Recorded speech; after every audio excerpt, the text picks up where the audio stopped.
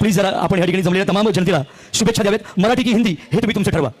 जो अँकर आहे बोलणारा तो आधीच सांगतो हिंदी की मराठी ते तुम्हीच डिसाईड करा. बोलायचं कशाला, माईक द्या, ते बोलतील ना. तुम्ही असं जर त्यांना पहिलेच सांगवणार, मग कुठेतरी हे होतं ना की यार हे काय असं बोलतोय, हे कुठेतरी योग्य नव्हतं.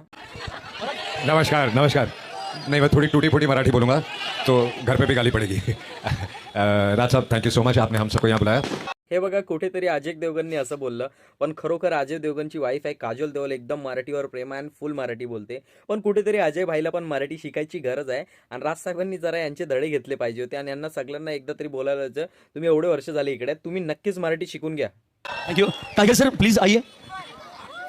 खरं तर टाइगर साहेब डान्स करणार होते, परफॉर्म करणार होते, मात्र स्टेज पर लहान आहे, सो एक डायलॉग तो बनता है भाई प्लीज. अरे आप ही बोल दो डायलॉग, आपको पता है कौन सा डायलॉग. अबे छोटी बच्चे हो क्या. नमस्ते नमस्कार आप सभी को. दिवाली की हार्दिक शुभकामनाएं आप सबको. और बस मैं ये कहना चाहूँगा कि सेफ रहो, सुरक्षित रहो. मराठी सोच के आया था लेकिन अभी निकल नहीं रही है मुझसे. अगली बार आऊंगा तो पूरी तरह मराठी में बात करूंगा. तब तक जय महाराष्ट्र. आपले टायगर मराठी बोलले नाही, मग त्याच्यानंतर सुपरमॅन ही आपले मराठी नाही बोलले, पण सुपरमॅननी जय महाराष्ट्र बोललं. पण कुठेतरी यांना पण योग्य पद्धतीने मराठी शिकण्याची गरज आहे. वर्षानुवर्ष इकडे राहत आहेत, कमवत आहेत, तर या गोष्टी तुमच्यावर पण लागू होतात, म्हणजे 100% लागू होतात.